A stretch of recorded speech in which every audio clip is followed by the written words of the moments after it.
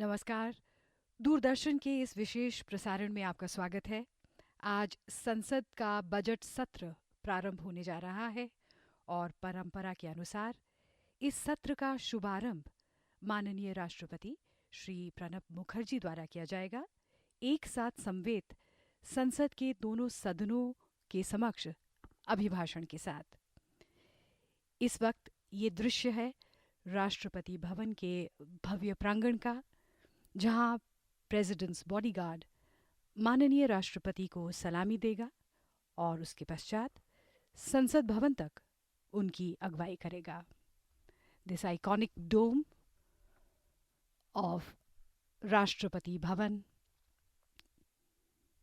which lies nestled atop Raisina Hill in its full glory, the official residence of the head of the world's largest democracy, is fittingly the largest and the most majestic presidential residence in the whole world.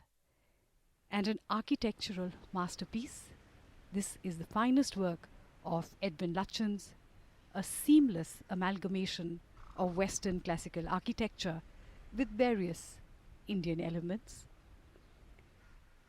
And the president's bodyguard, which was raised in 1773, is the senior-most regiment of the Indian Army, awaiting the arrival of the Honorable President. In the foreground, we see the iconic Jaipur column.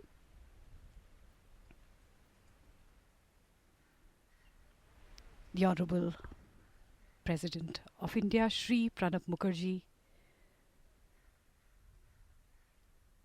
descending the iconic 31 steps of Rashtrapati Bhavan in military procession, in slow movement.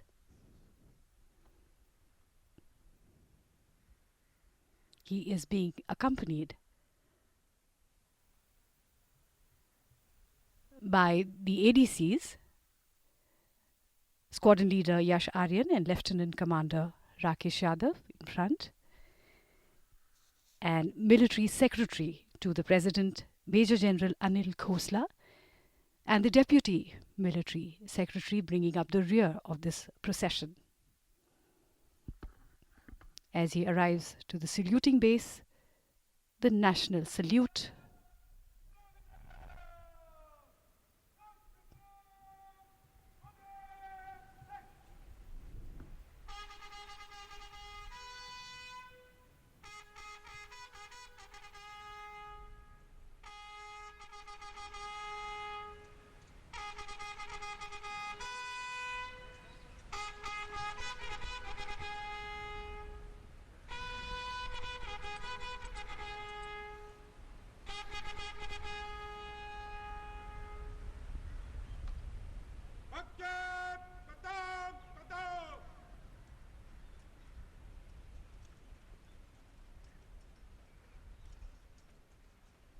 The national salute, given so smartly by the President's bodyguard, commanded by the Commandant of the PBG, Colonel B.D. Chengappa. And we see coming to the forecourt the iconic buggy. That is the President's ride, the official stagecoach which will take him to Parliament House. This has been one of the favorite rides of the presidents through history, but for the last 3 decades or so, due to security reasons, this practice had been stopped. But the incumbent president, Shri Pranab Mukherjee, has revived this tradition of the president riding in the state coach to go for his official ceremonial meetings.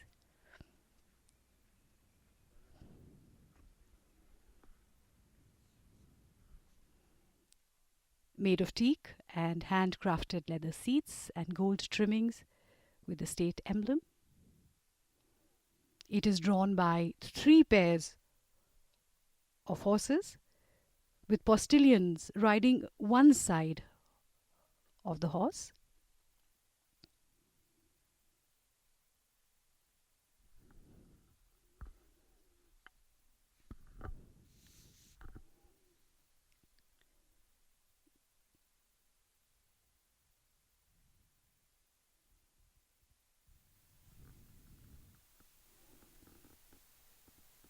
The presidential stagecoach now ready to move in procession, with the president's bodyguard flanking it.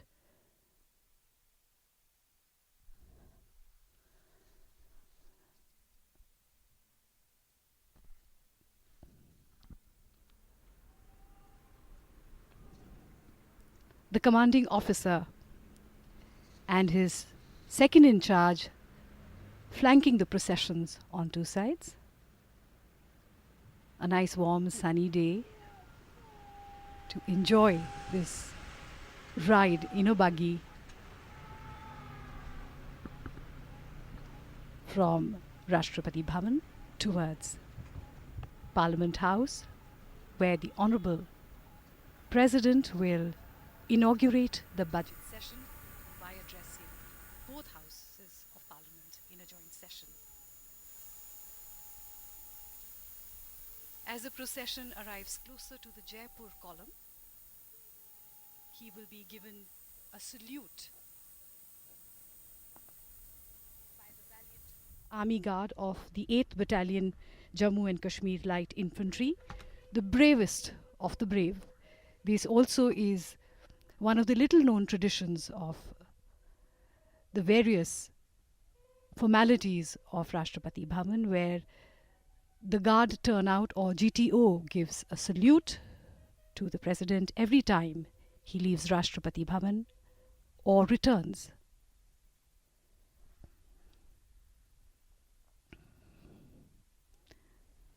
The procession moving slowly towards the North Block and the South Block, designed by Herbert Baker, and houses some of the major ministries, including the Prime Minister's office in the South Block, which we can see on our screens right now.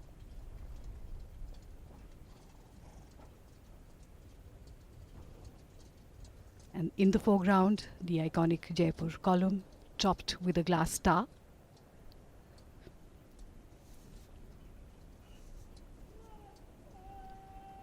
Perched on top of the pedestal are imperial eagles, and on the base of the column are inscribed words composed by Lachans himself. Endow your thoughts with faith, your deeds with courage, your life with sacrifice, so all men may know the greatness of India.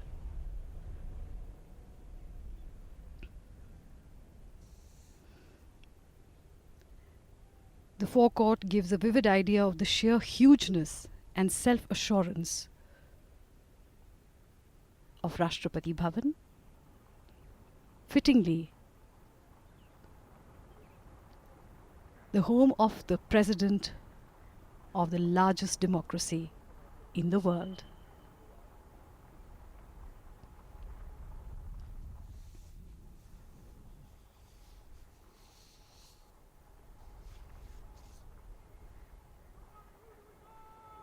The first Union Budget of independent India was presented by R.K.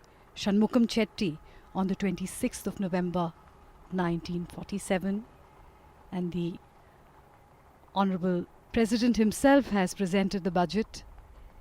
He is the first Rajya Sabha member to hold the finance portfolio and has presented budgets in 1982-83, 1983-84 and 1984-85.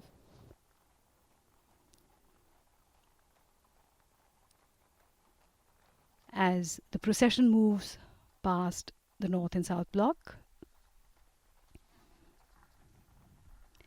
the North Block, of course, would be the center of a lot of activity at the moment, because that is where the Finance Ministry is. And since this is the budget session, they must be readying themselves to present the budget on the last day of the budget session.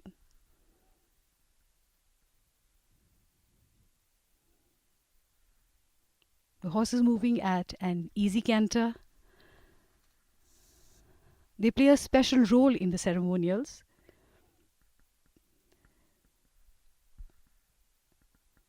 The officers and men of the president's bodyguard are excellent horsemen, capable tank men, and paratroopers.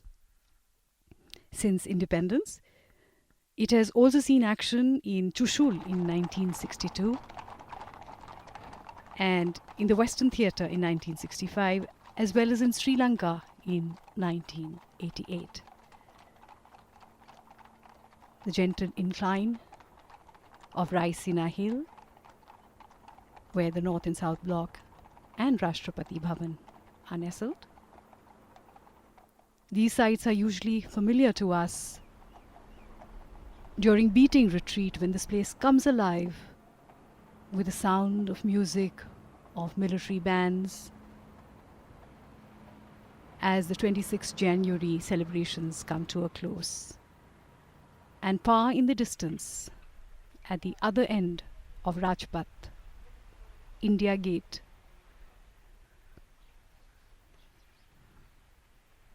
which is a tribute to all the soldiers who have laid down their lives for their country.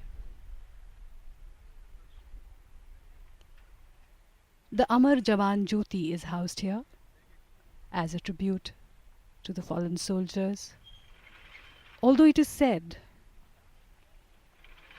who dies if India lives, and who lives if India dies? No wonder it is called the Amar Jawan, or the eternal light.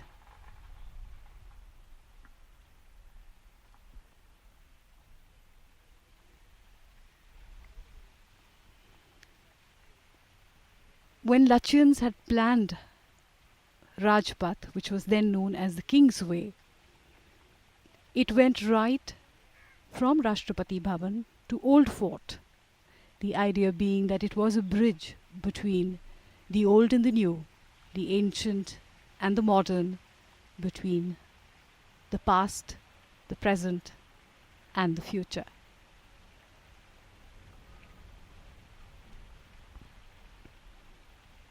Some of these military traditions go back hundreds of years and have, over the years, evolved and have been amalgamated with some of the Indian and colonial traditions. Some traditions, of course, have changed with time. For example, the budget was traditionally presented at 5 in the evening, keeping in mind the time in England, but this tradition was changed in the year 1999.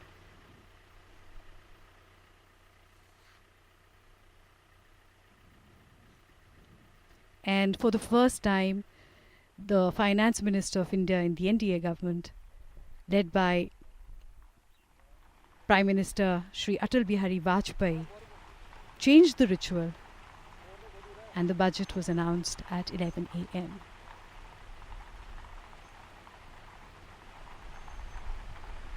The Honorable President of India, Shri Pranab Mukherjee, himself very savvy about India's economy and the budget, its nitty-gritties, and at a time when India's economy is looking up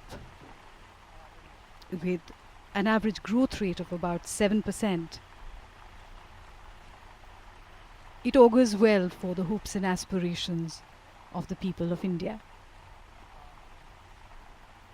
और budget की तरफ हर किसी का ध्यान होता है, हर आम आदमी का ध्यान होता है कि इस बार बजट आम आदमी के लिए क्या लेकर आएगा, घर का बजट कैसे चलेगा, कौन सी चीज़ें महंगी होगी, कौन सी सस्ती होंगी और किसके लिए टैक्स कंसेशन दिए जाएंगे। और साथ में इस बार भी ध्यान होता है कि देश के लिए ये बजट किस तरह की डेवलपमेंट स्कीम्स लाएगा और उसका दूरगामी असर क्या होगा। As the presidential procession now enters the gates of Parliament House,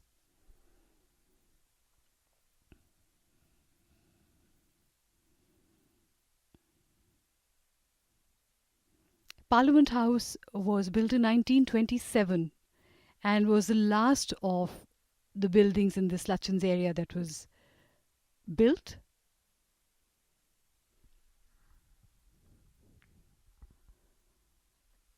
He will arrive at the northwest portico of Parliament House, where he will be received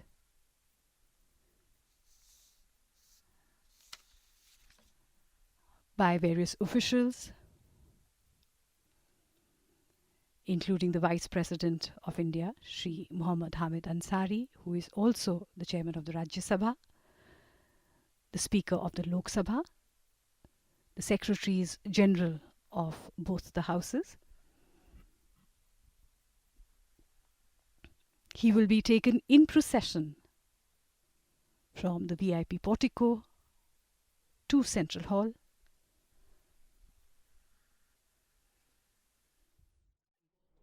अंगरक्षकों के साथ यहाँ संसद भवन में पहुँच चुके हैं। संसद भवन नई दिल्ली स्थित सर्वाधिक भव्य इमारतों में से एक है, जहाँ विश्व में किसी भी देश में जो वास्तुकला है उसके लिहाज से इसकी जो छवि है वो सर्वश्रेष्ठ इमारतों में से एक के तौर पर मानी जाती है। दो मशहूर वास्तुकार सर एडविन लुटियंस और सर हर्बर्ट बेकर ने तैयार किया था इसके निर्माण को, इसकी आयोजना को। 12 फरवरी 1921 में इसकी आधारशिला रखी गई। संसद भवन परिसर की 6 वर्ष का लंबा समय लगा और 18 जनवरी 1927 को इसका उद्घाटन समारोह आयोजित किया गया।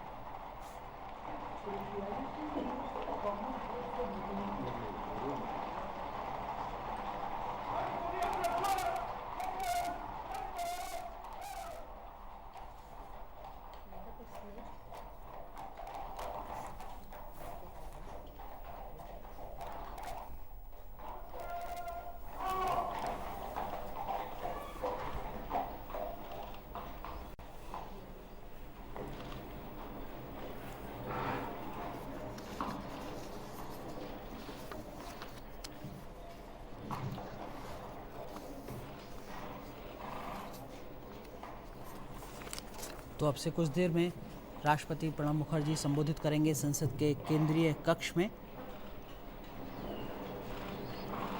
राष्ट्रपति का अभिभाषण संविधान के अधीन एक गरिमापूर्ण और औपचारिकृत है।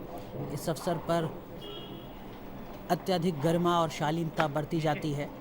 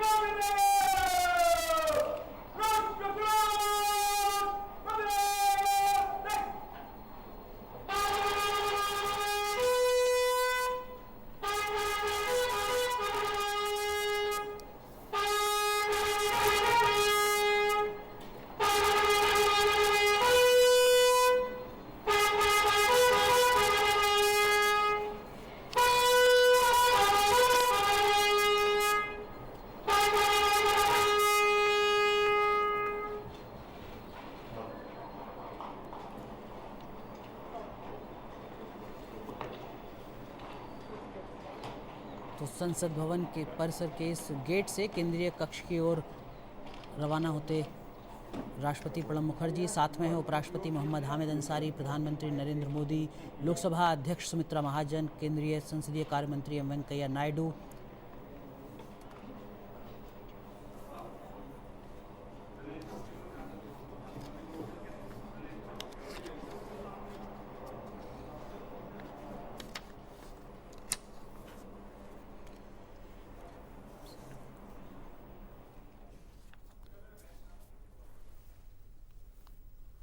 केंद्रीय कक्ष जहां कुछ देर में राष्ट्रपति अपना अभिभाषण देंगे, उसका ऐतिहासिक महत्व रहा है। जैसा शुरुआत में बताया, ब्रिटिश शासन के द्वारा भारत को सत्ता का हस्तांतरण इसी कक्ष में हुआ था। भारतीय संविधान की रचना भी केंद्रीय कक्ष में ही हुई थी।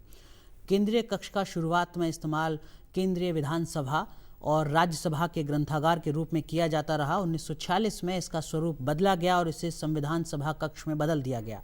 9 दिसंबर 1946 से 24 जनवरी 1950 तक वहां संविधान सभा की बैठकें हुईं। मौजूदा दौर में केंद्रीय कक्ष का उपयोग दोनों सभाओं की संयुक्त बैठकें आयोजित करने के लिए किया जाता है। लोकसभा के प्रत्येक आम चुनाव के बाद प्रथम सत्र के शुरू होने से पहले और प्रत्येक वर्ष के पहले सत्र यानी कि आज के शुरू होने वाले दिन राष्ट्रपति केंद्रीय कक्ष के में संसद के दोनों सभाओं को संबोधित करते हैं। केंद्रीय कक्ष में बैठने का जो स्थान है वो भी आवंटित किया जाता है। प्रधानमंत्री, मंत्रिमंडल के सदस्य, लोकसभा के उपाध्यक्ष, राज्यसभा के उपसभापति को जो पहली पंक्ति है वहाँ स्थान आवंटित किया जाता है। अन्य मंत्रियों को भी एक साथ स्थान आवंटित किया जाता है। लोकसभा और राज्यसभा में विपक्ष के नेता को भी प्रथम पंक्ति में ही स्थान आवंटित किया जाता है। अन्य दलों और ग्रुपों के नेताओं को भी उपयुक्त स्थान दिया जाता है। सभापति तालिका के सदस्य और संसदीय समितियों के अध्यक्षों को दूसरी पंक्ति में स्थान आवंटित किया जाता है।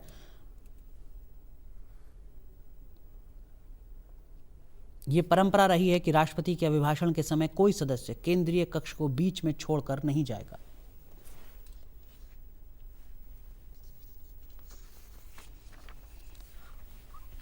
सभासदों, महामहिम राष्ट्रपति जी,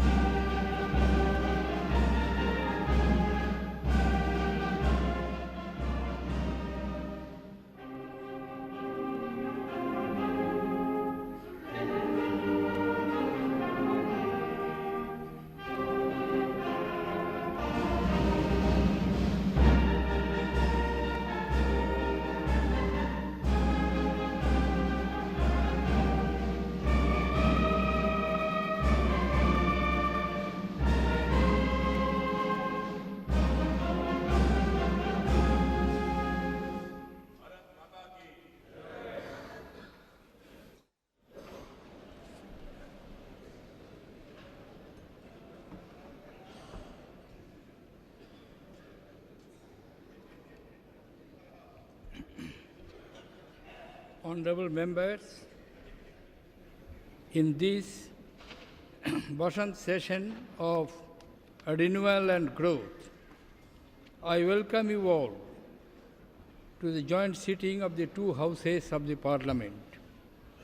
I am confident that your deliberations will live up to the trust reposed in us by our fellow citizens. And going forth, we will all be partners in the progress and development of our great country.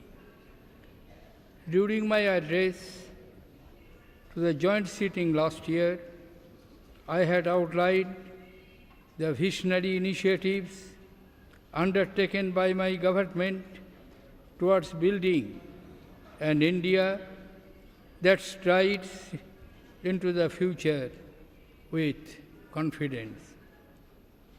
A strong and forward-looking India that places within the reach of its people the opportunities and development promised by our Constitution.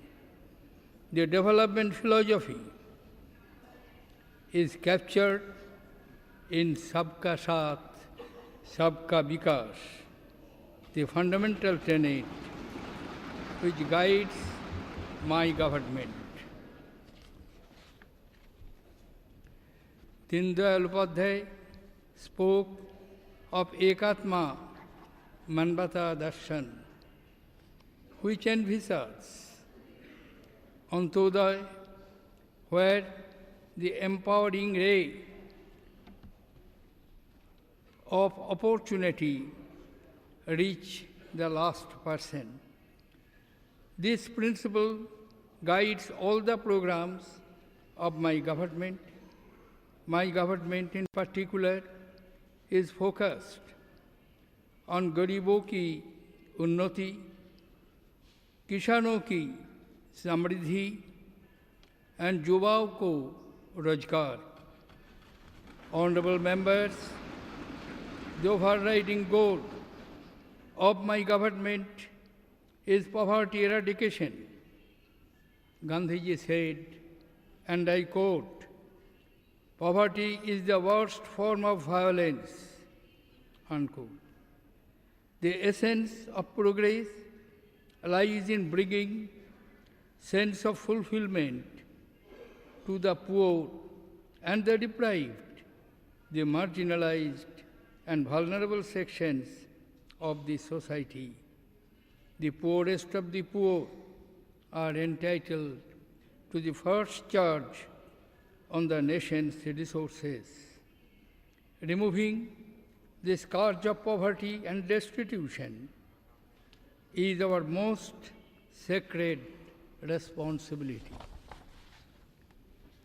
My government is pledged to making this goal possible through financial inclusion and social security, the two wings on which human aspiration takes flight. To this end, my government has placed great emphasis on food security, housing for all, and subsidies that reach those who need them the most when they need them the most. Last year, I had spoken of the ambitious Pradhan Mantri Jan Dhan Yojana. Today, I am proud to say that it is the world's most successful financial inclusion programs. Under the program, out of over 21 crore accounts opened, 15 crore accounts are operational with an aggregate deposit of over rupees 32,000 crores.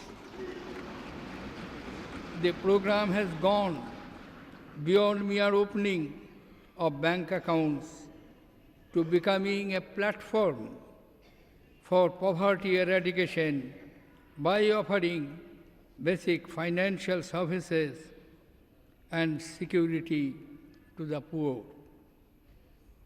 To universalize social security, my government has launched 3 new insurance and pension schemes, namely the Pradhan Mantri Suraksha Bima Yojana, the Pradhan Mantri Jivan Jyoti Bima Yojana, and the Atal Pension Yojana, which afford insurance cover to hitherto uncovered sections of the society. Government is committed to provide housing for all by 2022. The Pradhan Mantri Awas Yojana, launched on June 25, 2015, envisages construction of around 2 crore houses to benefit primarily slum dwellers, urban poor, and people from economically weaker sections and lower income groups of society. The mission intends to cover all 4,041 statutory towns in coming 5 years.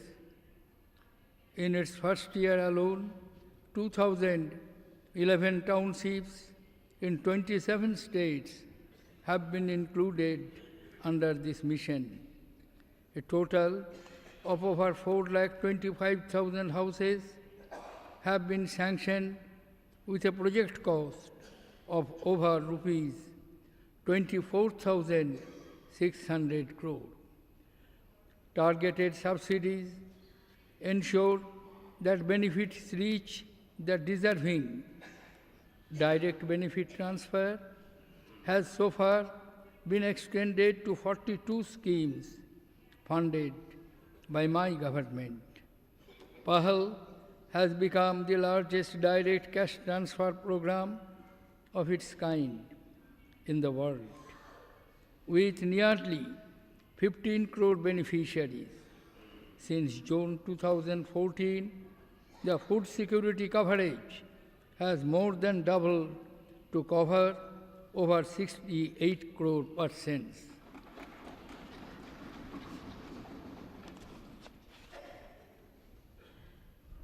The Give Up campaign, in tandem with the Give Back program, has released subsidized fresh connections to 50 lakh BPL families. More than 62 lakh LPG consumers have voluntarily surrendered their LPG subsidy under the campaign. The highest number of new cooking gas connections to the rural poor were distributed in 2015. Dr. Ambedkar had said, and I quote, "Political democracy cannot last unless there lies in the base of it a social democracy," unquote. Social justice with inclusion is the first promise of our Constitution, and the poor and the backward are the focus of my government. The Scheduled Caste and Scheduled Tribes Prevention of Atrocities Act has been further strengthened by suitable amendments. The 125th birth anniversary of Dr. B.R. Ambedkar is being celebrated across the country to foster the spirit of social inclusion. 26th of November, the day on which the Constitution was adopted, is now celebrated as Constitution Day to deepen constitutional values amongst the citizens of the country. My government is working to preserve the Panch Tirthas, the 5 sites of Dr. Ambedkar's legacy. Education empowers people, and to serve this end, my government has allocated more than 50% of the Ministry of Minority Affairs budget to the scholarship funds. 2 new schemes, Nai Manjil and Ustad, aimed to empower the minorities, have been launched. Currently, about 20,000 madrasa children are undergoing the skill training under the Nai Manjil scheme. Everlasting Flame, an exhibition to showcase the history and the culture of the Parsi community, is being organized next month.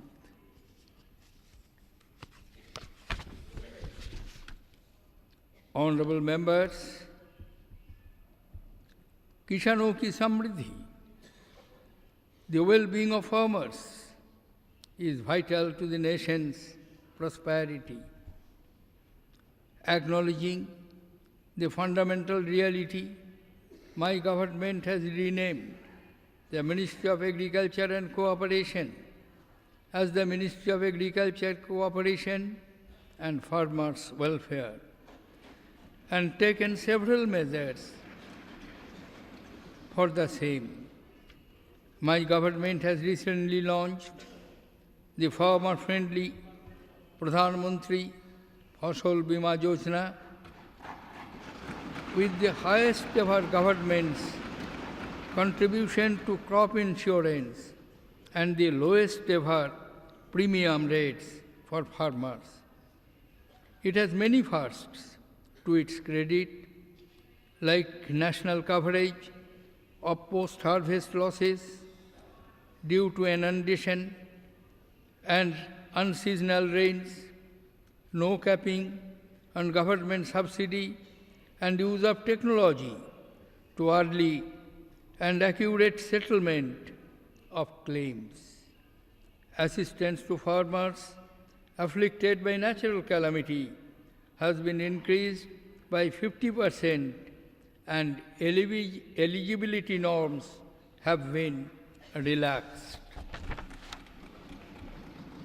Soil health cards will be distributed to all 14 crore farm holders by March 2017 and will result in judicious application of fertilizer, lowering input costs and bettering soil health. To promote organic farming, Paramparagat Krishi Vikas Yojana is being implemented, under which 8,000 clusters have been developed so far. The Pradhan Mantri Krishi Sinchai Yojana promises assured irrigation, expanding cultivated areas by improving water use efficiency and enabling drought proofing. My government is committed to the philosophy of per drop, more crop, and Jal Sanchay for Jal Sinchan. To provide the best market price to farmers, the Unified National Agricultural Market is working towards setting up a common e-market platform to connect 585 regulated wholesale markets, thereby making India one food zone, one country, one market. This will immensely benefit our farmers in getting fair and remunerative prices. Targeted policy interventions in the last year have brought down sugarcane area from over rupees 21,000 crore to rupees 1,800 crore. My government notified the new urea policy 2015 with the objective of maximizing indigenous production and improving energy efficiency. The policy will lead to additional production of 17 lakh metric tons annually in the next 3 years. Providing 100% neem-coated urea has not only improved efficiency, but has also helped in plugging subsidy leakages by preventing illegal diversion of subsidized urea to non-agricultural use. The highest ever urea fertilizer production was achieved in 2015. My government recognizes the important role of animal husbandry, dairy, and fisheries sections in the socio-economic development of the country.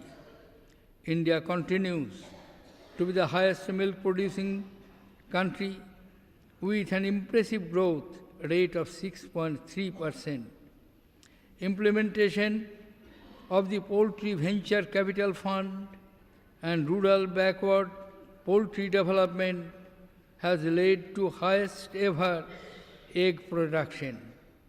A blue revolution is underway to ensure the integrated development and management of fisheries with a central outlay of rupees 3,000 crores.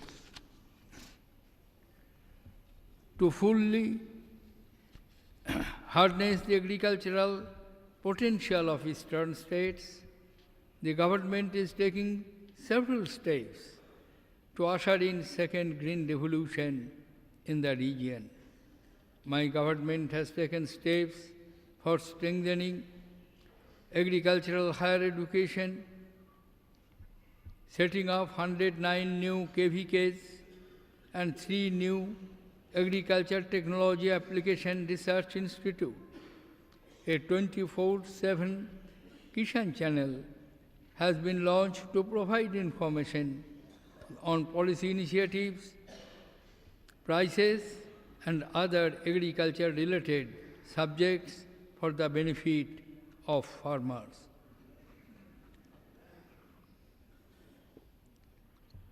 The food processing sector helps farmers' income, helps increase farmers' income. The Food Processing Fund has been operationalized last year to provide affordable credit to designated food parks. In the last 19 months, 5 new mega food parks have been operationalized. Under the cold chain scheme, 33 projects have been made operational during the last 18 months. Rural development is one of our top priorities. The grant of over rupees 2 lakh crores by the 14th Finance Commission over a 5-year period from 2015-16 exclusively for Gram Panchayats has been received with great enthusiasm by the states. This will move development activity closer to the people and enable them to decide how they want to improve their villages and wards. Shamaprasad Mukherjee Urban Mission has also been launched for 300 rural growth clusters for developing skills and local entrepreneurship and providing infrastructure amenities. Honorable members, youth are the future of our country, and ensuring युवाओं को रोजगार through massive employment generation is a top goal for my government. We are driving job creation through an integrated set of initiatives, including Make in India, Startup India, Mudra, Skill India, etc. My government innovative initiatives have helped India jump up 12 places in the latest ranking of the World Bank on ease of doing business. Notably, the Make in India initiative has achieved a 39% increase in FDI inflow despite an adverse global investment climate. My government has fostered competitive cooperation among various states to enhance ease of doing business State governments are being encouraged and supported to simplify procedures, introduce e-enabled process, and invest in infrastructure to improve investment climate. Procedures have been simplified to enhance ease of approvals and clearances.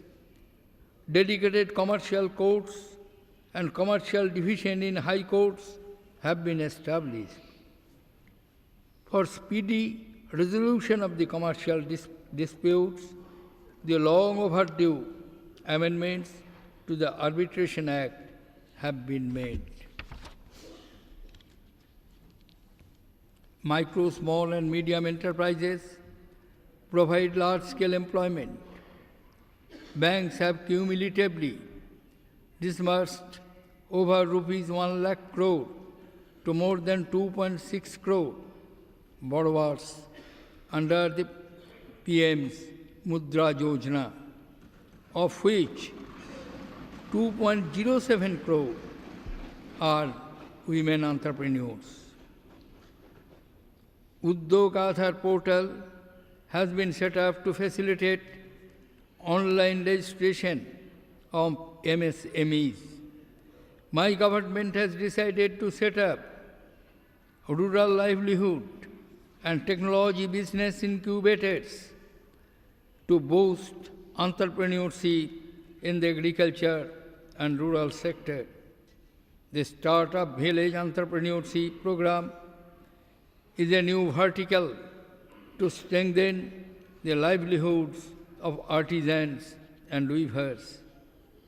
In its first phase, about 1.82 lakh village enterprises will be created and strengthened in 125 blocks across 24 states, creating employment for about 3.78 lakh persons.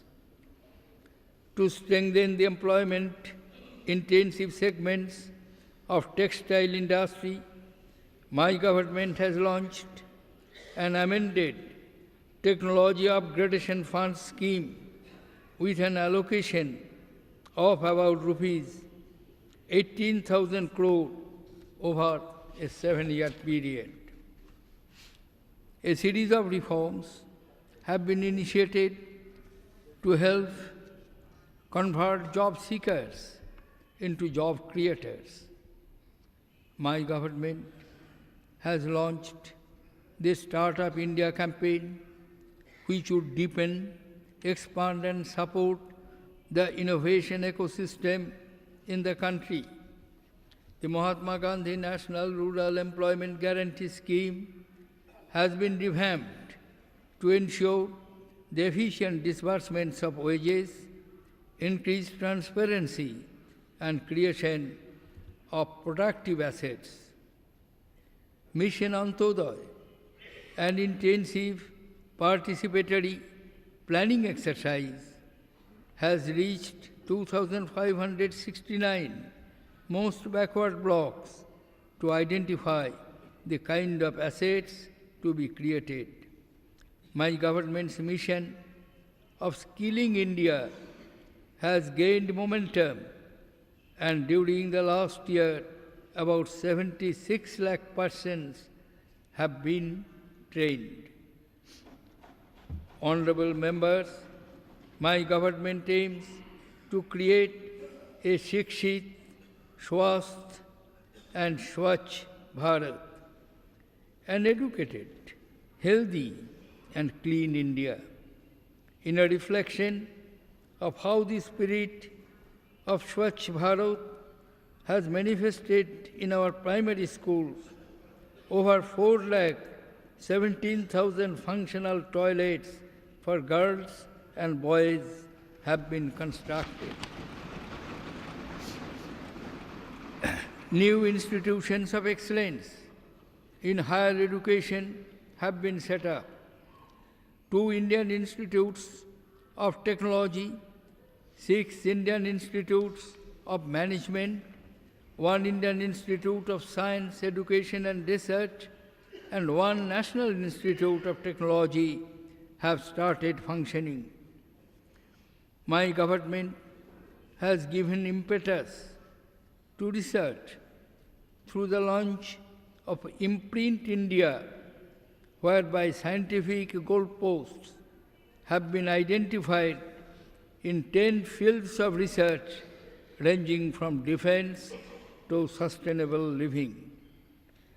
To enable increased interaction between foreign faculty and our students under the aegis of Gyan, my government in the first cycle invited 400 foreign academicians to teach in India.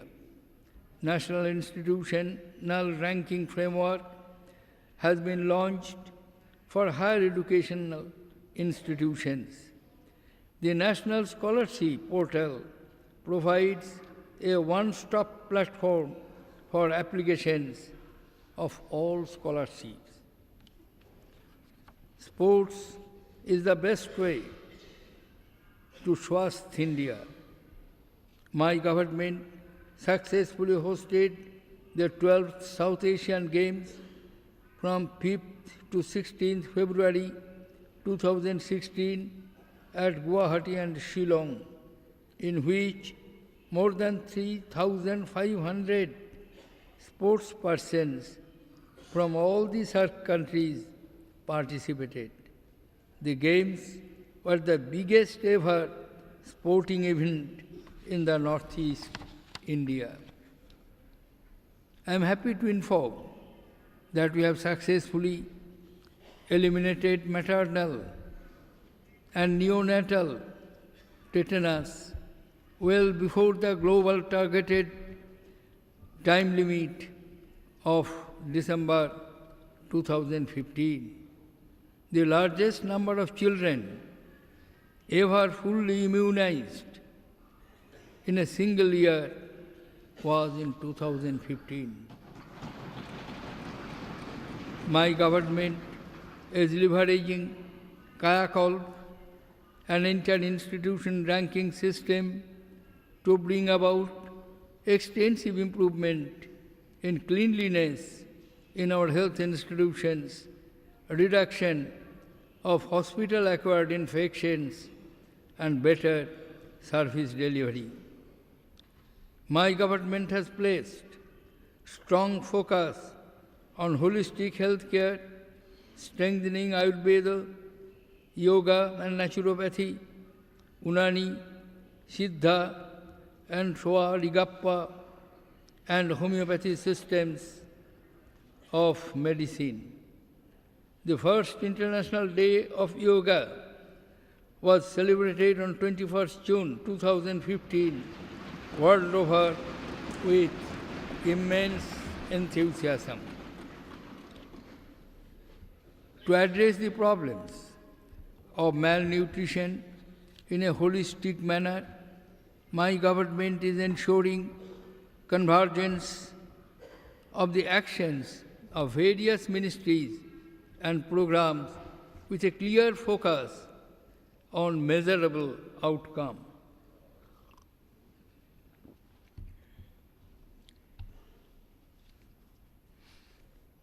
Infrastructure required to effective implementation of the Integrated Child Development Scheme is being strengthened in convergence with other programs.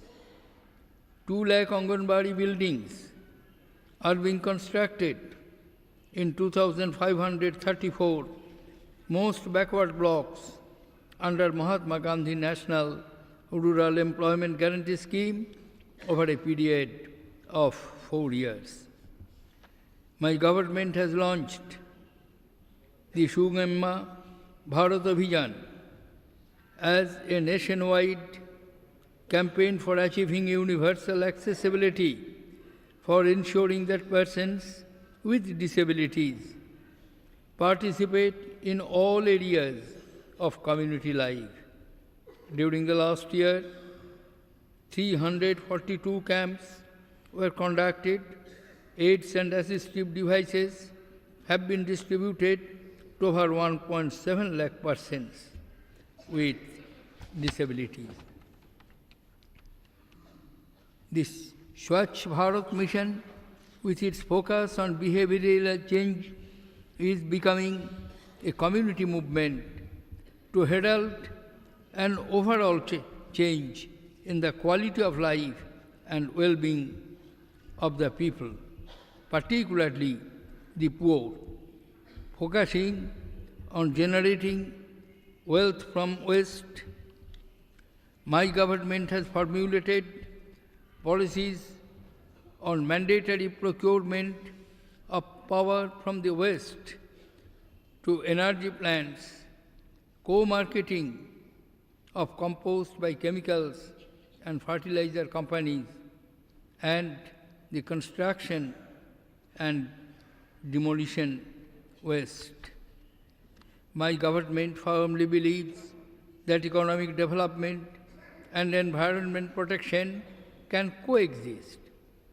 At the crucial climate summit in Paris, India's position for climate justice, sustainable lifestyles, and clean development were widely supported. Real-time online monitoring of 1,487 industries and industrial units in 17 highly polluting categories and of Ganga water quality has started.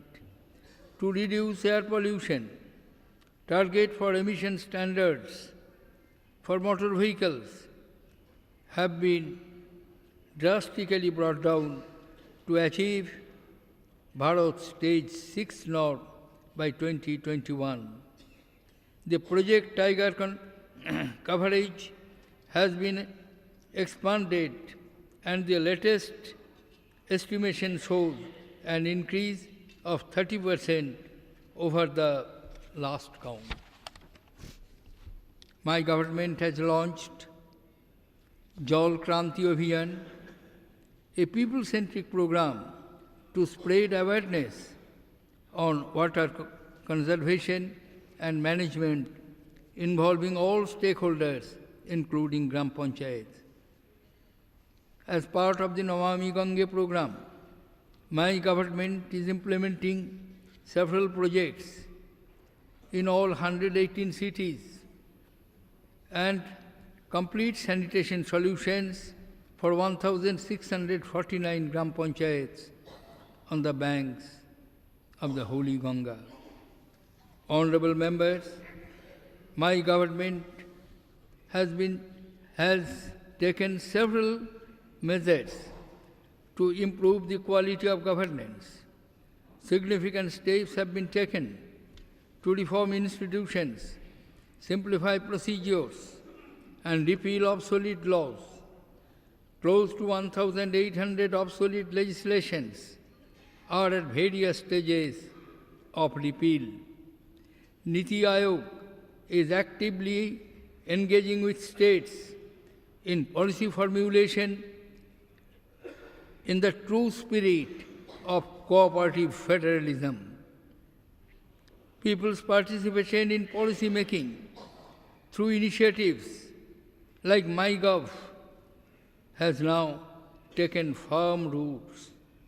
My government has taken up an initiative for providing 500 e-governance services through public-private partnership in 12 states of the country. My government has dispensed with interviews for posts at junior levels in Government of India to ensure absolute transparency in recruitment to government jobs. While on the one hand, my government has taken measures to eliminate the scope for corruption, on the other hand, it has been unsparing in punishing those who are found guilty of corruption. Stringent amendments to the Prevention of the Corruption Act are also on the anvil to address the perceived gaps in the anti-corruption law. Honorable members, robust infrastructure development unlocks opportunities for all. My government has initiated the Smart Cities programs, emphasizing city development in a challenge mode. In the first phase of the Smart City program, 20 cities have been selected after intense competition among 98 cities. Second and third phases of the program are on the anvil. To enhance the availability of clean energy, my government has envisaged increasing the renewable energy capacity manifold to 175 gigawatt by 2022 by encouraging various initiatives including offshore wind energy policy, bundling of thermal power with solar power, setting up solar parks in states, etc. Installed solar capacity has almost doubled in the last 20 months and crossed 5,000 megawatt. Today, under my government, solar power is affordable and accessible to thousands of people. Since this government assumed office, energy shortage have been reduced from 4 to 2.3%. My government is committed to providing electricity to all the census village by May 2018. My government has launched the Ujjwal Discom Assurance Yojana for financial turnaround of the power distribution companies of states and union territories. 83% of the capacity addition target of 88,537 megawatt for the 12th planned period has already been achieved. My government has focused on commissioning major transmission projects for reducing congestion in transmission. I am happy to share that available transfer capacity of South India has increased by 71% from May 2014 to December 2015.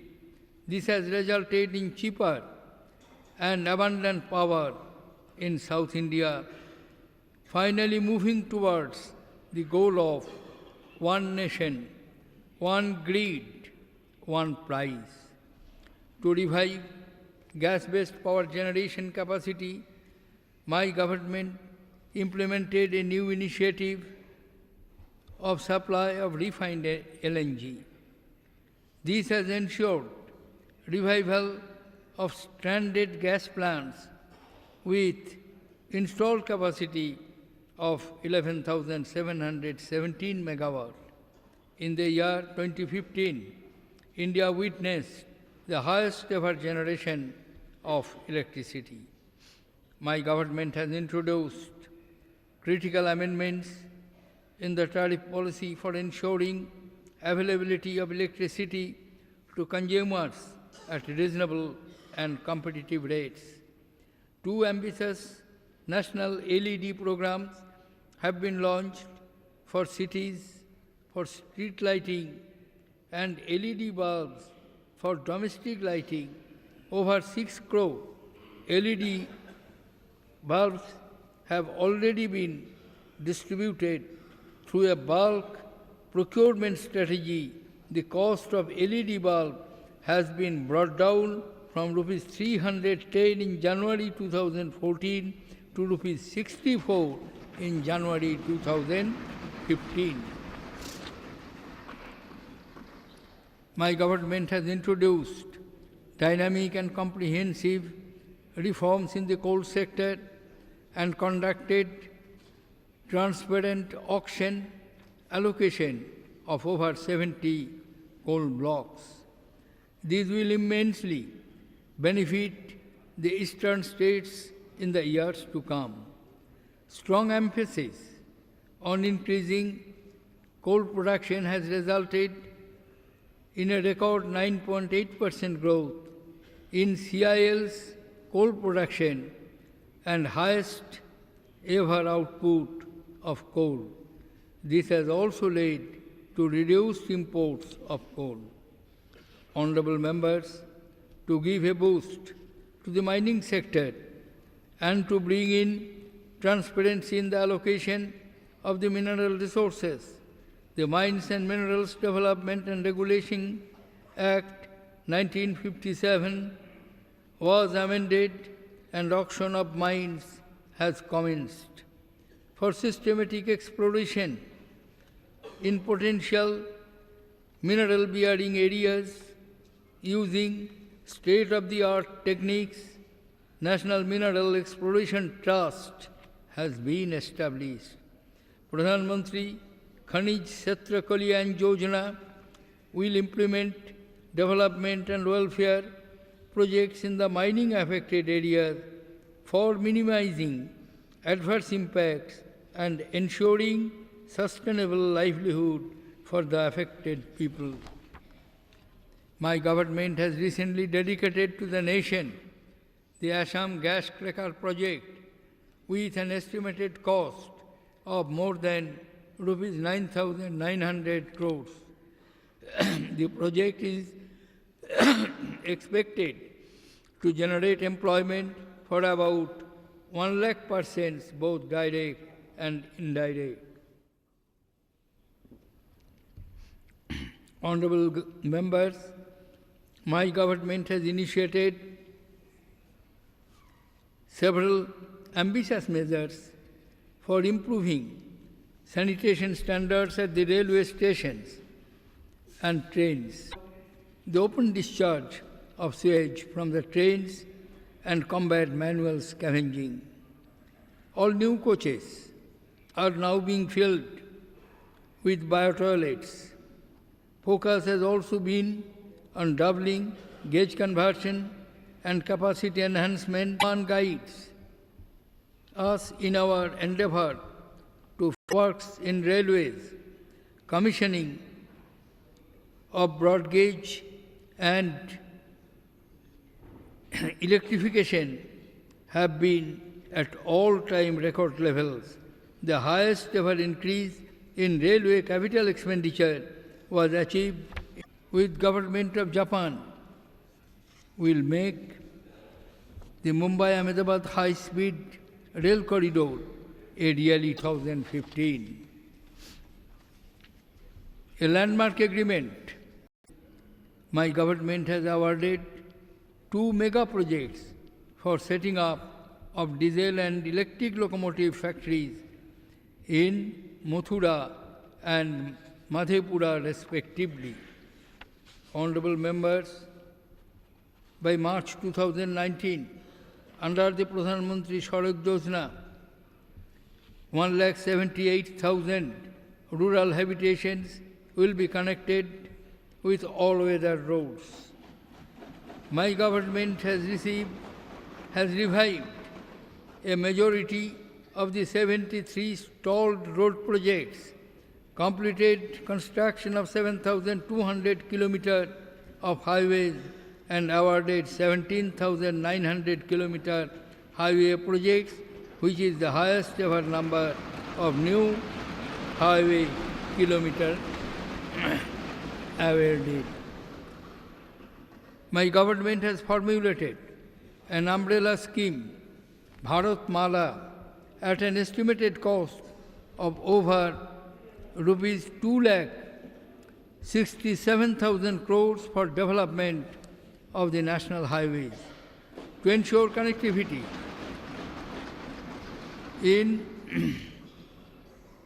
Char Dham during all seasons. A project of over rupees 12,000 crore has been taken up.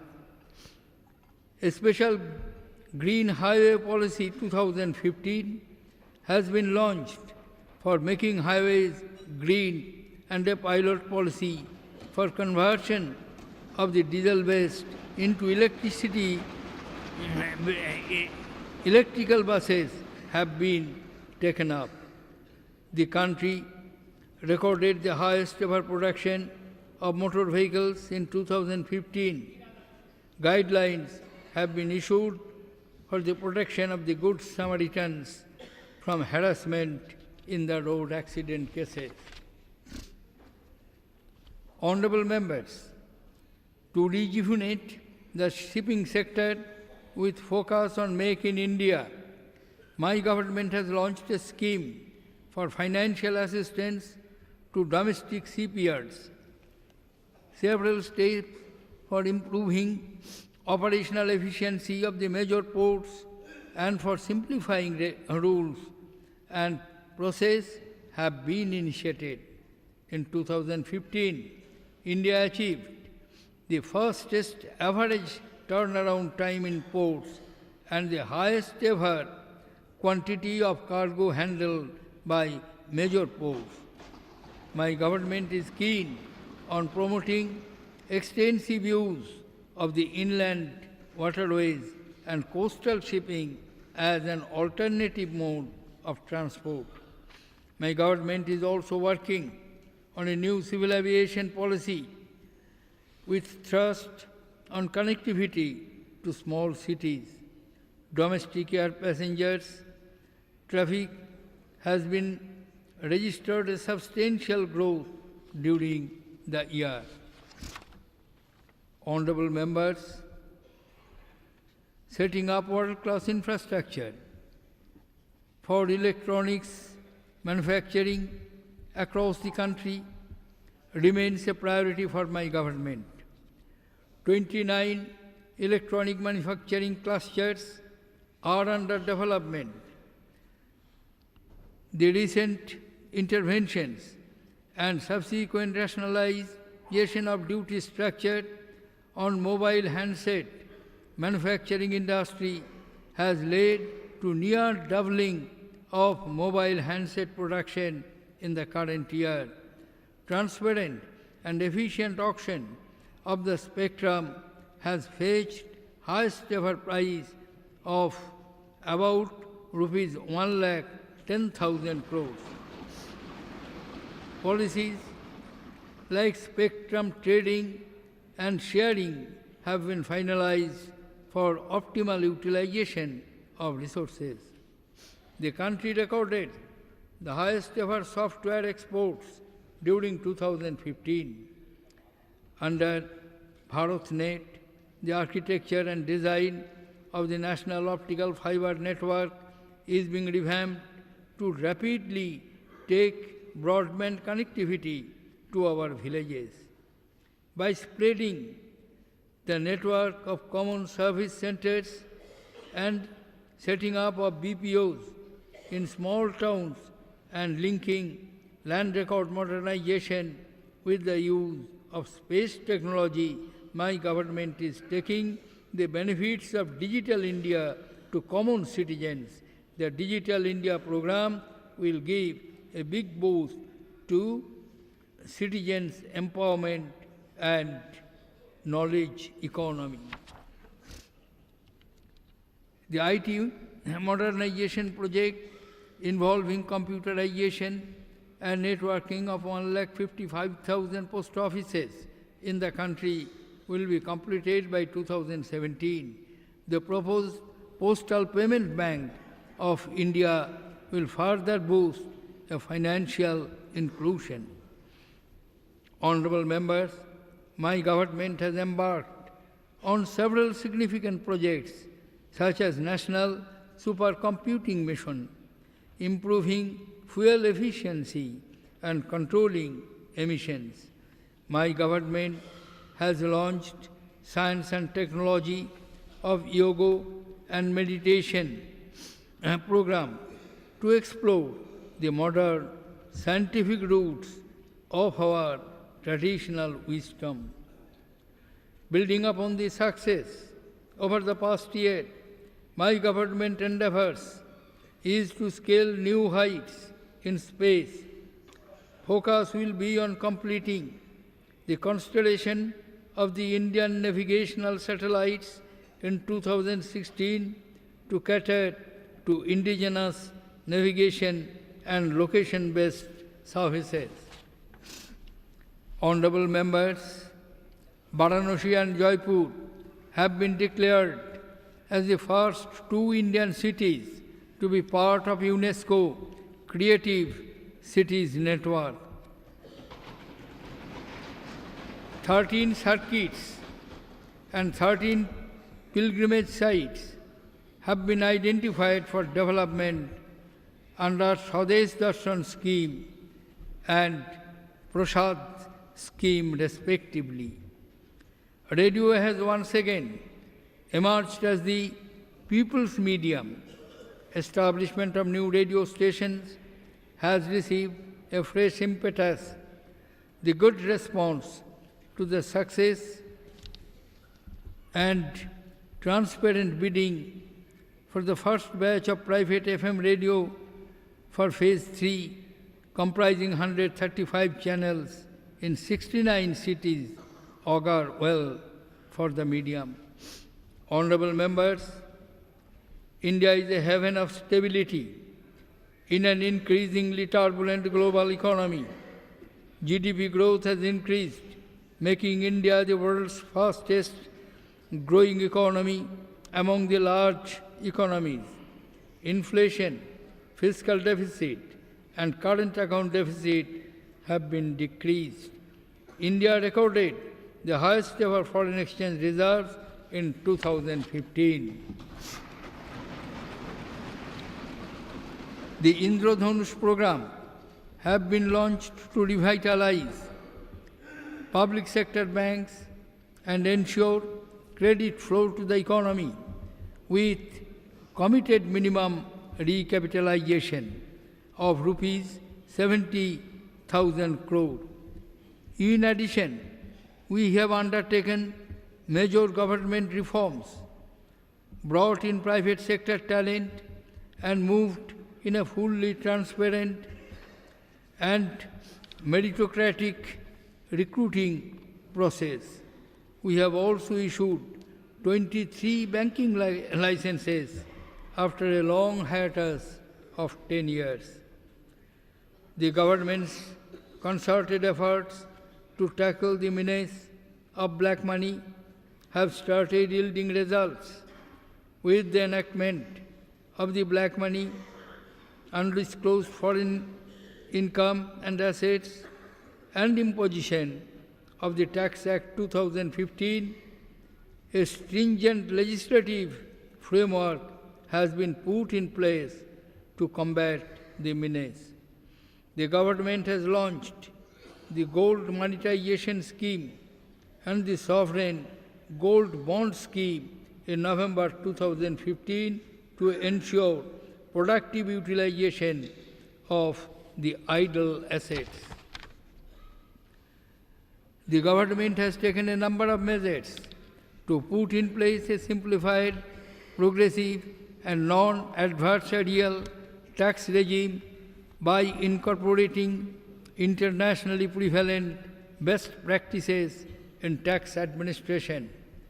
A gamut of taxpayer facilities, that is, e-filing of returns and various forms, electronic processing and retrieval of documents, and online grievances redressal are now available to the citizens. Honorable members, my government is fully committed to firmly deal with the challenges concerning the security of the country. Terrorism is a global threat, and strong counter-terrorism measures are necessary worldwide to eradicate it completely. Let me congratulate the security forces in successfully foiling the recent attack at the Pathankot air base by terrorists. Firm and effective steps will be taken to deal with any situation arising out of the cross-border terrorism. There has been significant improvement in the overall security situation in the northeastern states, left-wing extremism affected states. This has been made possible through sustained efforts and measures taken by the intelligence agencies and security forces in collaboration with the state governments. The country had to face severe drought and floods in some states. The unprecedented floods that submerged Chennai in December last year brought untold human sufferings and economic loss. My government stands with the people who have faced natural calamities and has immediately forwarded physical and financial resources to the states to handle such disasters. An amount of more than rupees 13,000 crore has been released under the State and National Disaster Program Fund. Honorable members, defense procurement procedures has been streamlined with a focus on indigenously designed, developed and manufactured weapon systems. We are working to ensure that our armed forces will be equipped with the most capable and sophisticated armaments in the world. In our country, Shakti, which means power, is the manifestation of female energy. This Shakti defines our strength. My government has approved the induction of women as short service commission officers and as fighter pilots in the Indian Air Force. In the future, my government will induct women in all fighter streams of our armed forces. My government has initiated several measures to ensure safety and security of women, which include nationwide emergency response systems, a central victim compensation fund, cyber crime prevention against women and children, and organized crime investigation agencies, and an integrated emergency response management system for women's safety in the railways.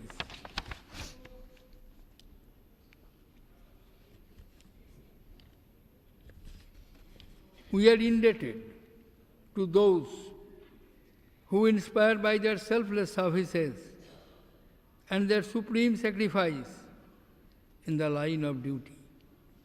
Acknowledgement must not hinge on ceremony or noble gestures of gratitude alone. In spite of huge financial implication of more than rupees 7,000 crore per year, my government has fulfilled its commitment to implement 4 decades-old demand of one rank, one pension.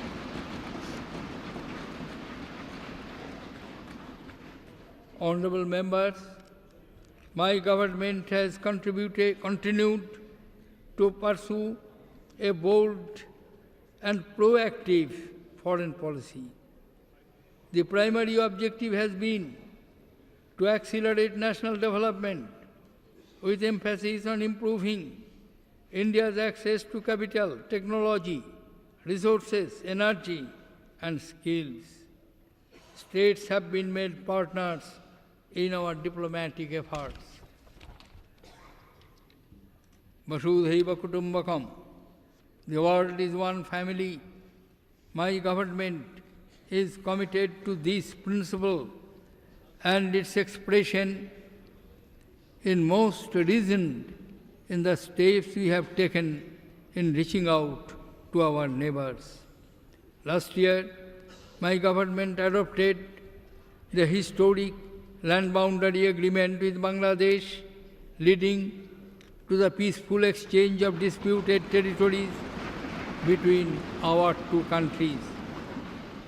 The signing of the motor vehicles agreement between Bangladesh, Bhutan, India and Nepal will provide seamless connectivity and further strengthen ties. We have been a friend in need to Nepal during the devastating earthquake of April 2015.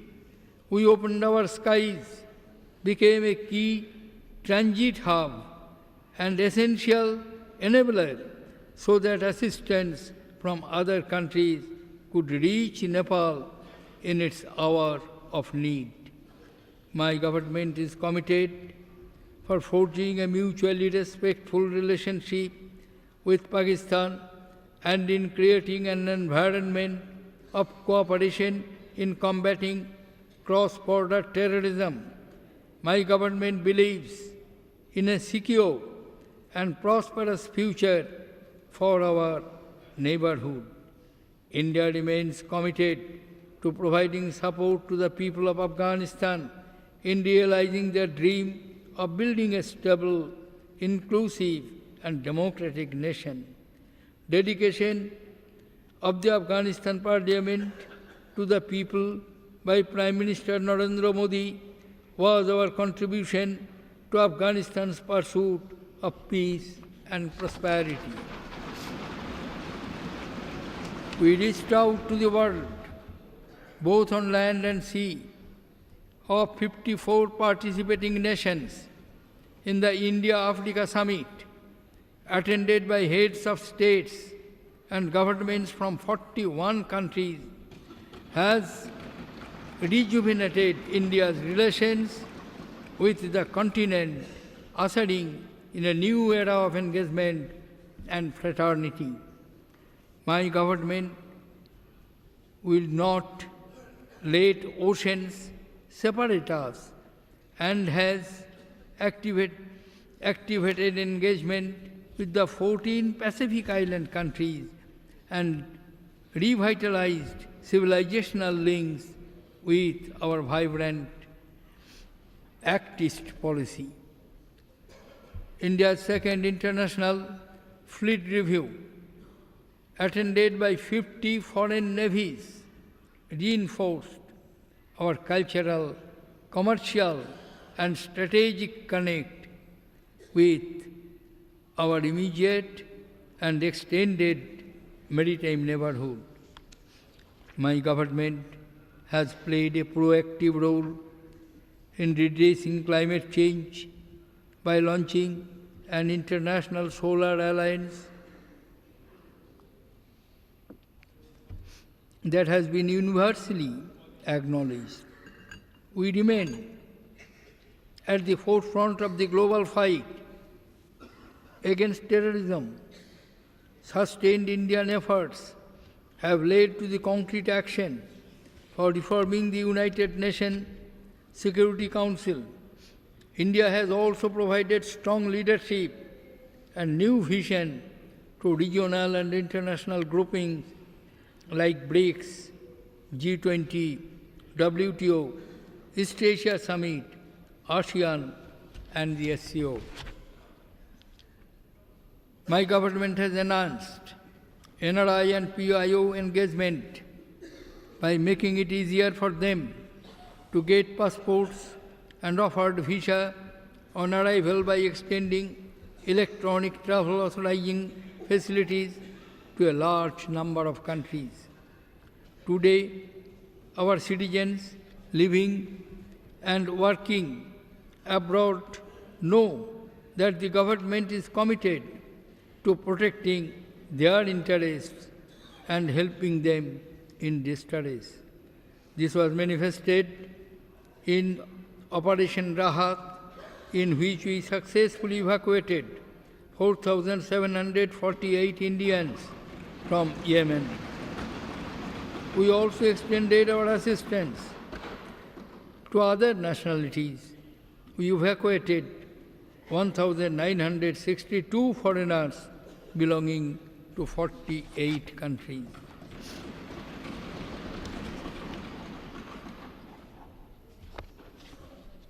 Honorable members, my government is focused on Sabka Vikas, beyond just the economic advancements that dominate headlines.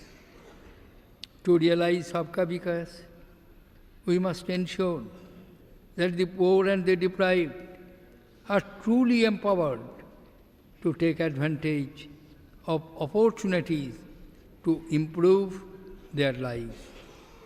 Sabka Vikas means that backward sections of the society are equally valued and are genuine stakeholders in the country's progress.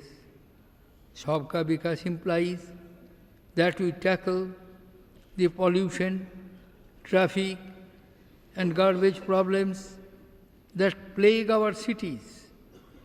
And lastly, Sabka Vikas is development for the entire world, which is why we have to be a responsible member of the Global Committee of Nations helping all humanity solve major challenges such as terrorism, climate change, and financial instability. Honorable members, our Parliament reflects the supreme will of the people. Democratic temper calls for debate and discussion and not disruption or obstruction. Ano bhadro kritavo yantu vishwata. Let noble thoughts come from all directions should be the spirit behind debate in this temple of democracy. Being a member of this great institution bestows great honor as well as important responsibilities. My government will constantly strive for smooth and constructive conduct of the parliamentary business. I urge all members of Parliament to discharge their solemn responsibilities in a spirit of cooperation and mutual accommodation. Let us all collectively endeavor to build a flourishing and prosperous India. We owe a great debt to our freedom fighters. It is time to repay that debt by building the country that they envisioned and fought for. In the words of Netaji Subhash Chandra Bose, nationalism is inspired by the highest ideals of the human race. Satyam, Shivam, Sundaram. Let us embrace these ideals as we stake our claim on the future. Jai Hind!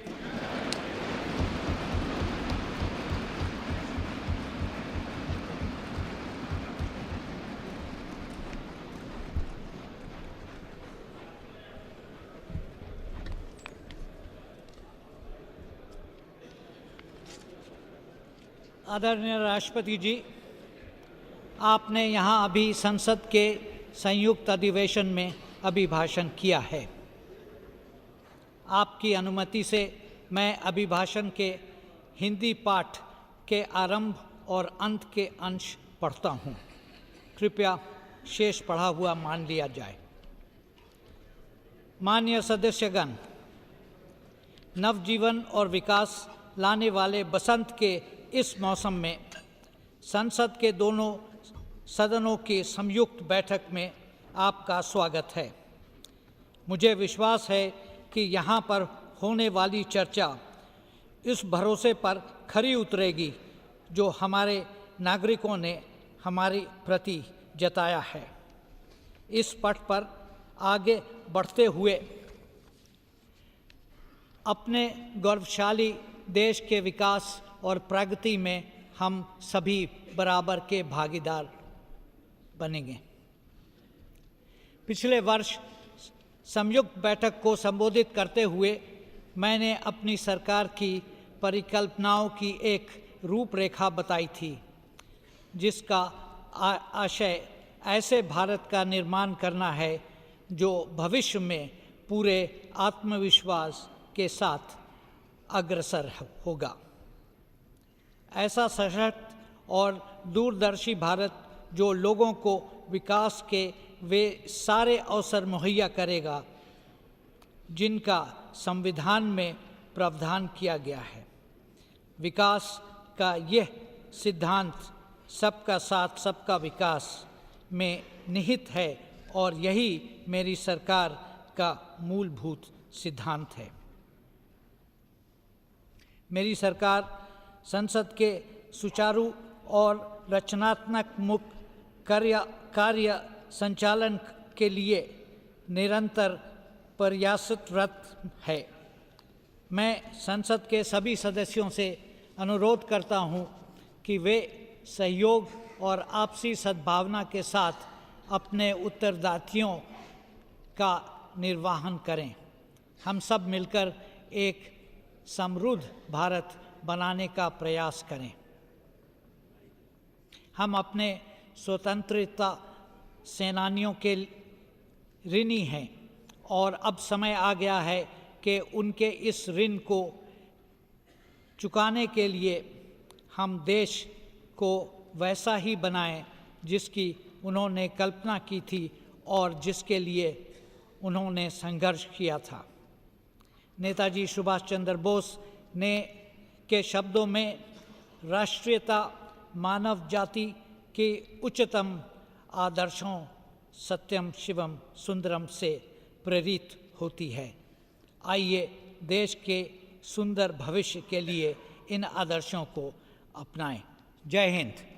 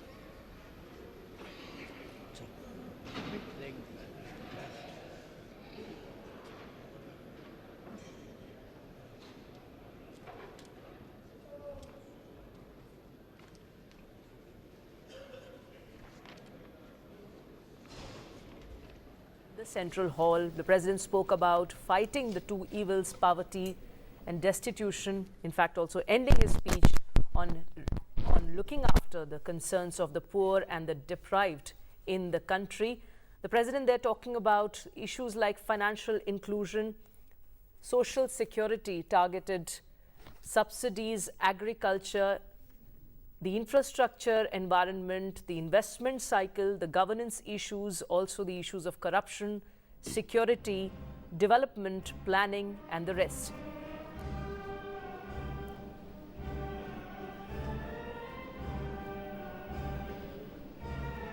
The president there also talking about the employment to the youth, युवाओं को रोजगार, as he said, as one of the key issues, and ending his speech particularly urging upon the MPs to show cooperation and mutual accommodation within the House and ensure that the idea of a flourishing and a prosperous India can be propagated through its parliament. Satyam Shivam Sundaram, as he quoted, should be practiced in principle. Nationalism means humanism, something that the president reiterated during his speech, his 1 hour 15-minute long speech. तो कई अहम बातें राष्ट्रपति प्रणब मुखर्जी ने कही। उन्होंने कहा कि मेरी सरकार एक ऐसे भारत का निर्माण करना चाहती है जहां आत्मविश्वास हो, समान अवसर हो, नीतियों के स्तर पर दूरदर्शिता हो और विकास सबके लिए। ये अवधारणा जमीनी स्तर पर भी फलीभूत होती दिख सके। समृद्ध भारत बनाएं, आज़ादी के लिए शहादत देने वाले लोगों का जो सपना था भारत को लेकर, ये समय है कि हम उसको याद करें। ये बात राष्ट्रपति प्रणब मुखर्जी ने अब से कुछ देर पहले संसद भवन के केंद्रीय कक्ष में कही।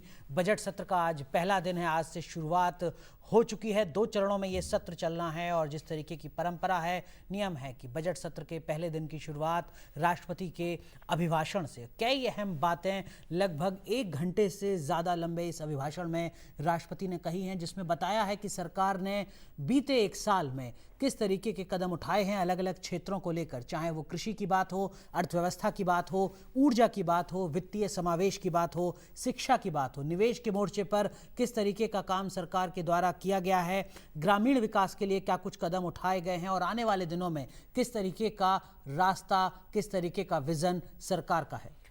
Interestingly, striking a balance between a lot of issues from economic development to sustainable growth to ensuring that India grows at a pace faster than the other economies, at the same time striking a balance in foreign relations with the neighboring countries and ensuring that all these sectors are able to get their due. There is also greater wealth in the country and lesser imbalances. Security being one of the crucial issues, defense procurement, fuel and energy sustainability, efficiency, also one of the key areas which the president hinted at, and 3-4 including important factors like financial stability.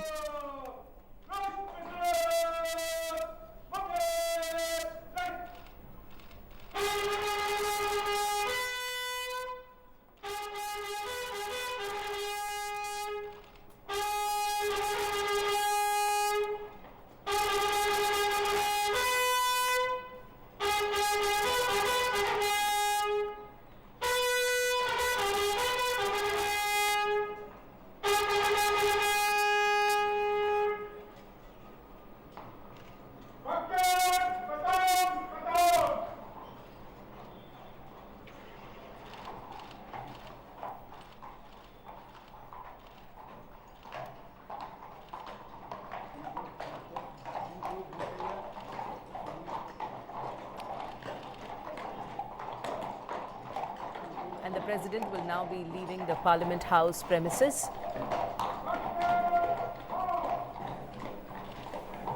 The president's guard along with the buggy is there. And the president will now be leaving the Parliament House premises. तो 16वीं लोकसभा के 7वें सत्र की शुरुआत आज से हो चुकी है। राष्ट्रपति प्रणब मुखर्जी ने अब से कुछ देर पहले संसद के केंद्रीय कक्ष में दोनों सदनों के सदस्यों को संबोधित किया। लगभग 1.25 घंटे के इस अभिभाषण में अलग अलग क्षेत्रों को लेकर सरकार का बीता 1 साल का कामकाज किस तरीके का रहा उसका जिक्र किया ही, साथ ही साथ आगे का विज़न किस तरीके का है, नीतियों के स्तर पर कैसे काम होना है, कैसे एक भारत श्रेष्ठ भारत की दिशा में आगे बढ़ना है, कैसे सबका साथ सबका विकास की दिशा में आगे बढ़ना है, इस नारे को भी राष्ट्रपति ने आगे रखा। और संसदीय व्यवस्था के लिहाज से जो अहम बातें राष्ट्रपति ने कही, उन्होंने कहा कि ये लोकतंत्र का मंदिर है, इसकी गरिमा को समझना होगा, रचनात्मक व्यवहार सांसदों को, जनप्रतिनिधियों को अपना दिखाना चाहिए, अपनी जिम्मेदारी निभानी चाहिए। इस तरीके की अपील राष्ट्रपति ने आज अपने अभिभाषण में की है। Highlighting the strengths of the parliamentary democracy, the president called for debate and not for disruption. And he also urged upon the MPs to discourage such tendencies, called upon the MPs to show cooperation and mutual accommodation of views, ideas within the parliament. Parliament is a space to debate and show dissent on ideas, but not to disrupt the House and the proceedings. और जिस तरीके की व्यवस्था The budget session 2016 inaugurated by the Honorable President of India, Shri Pranab Mukherjee. His speech inspiring and an exhortation to build a prosperous and flourishing India, an inspiration to this young and vibrant democracy that India is. और इसके साथ ही दूरदर्शन की पूरी team की ओर से अलविदा, नमस्कार, जय हिंद.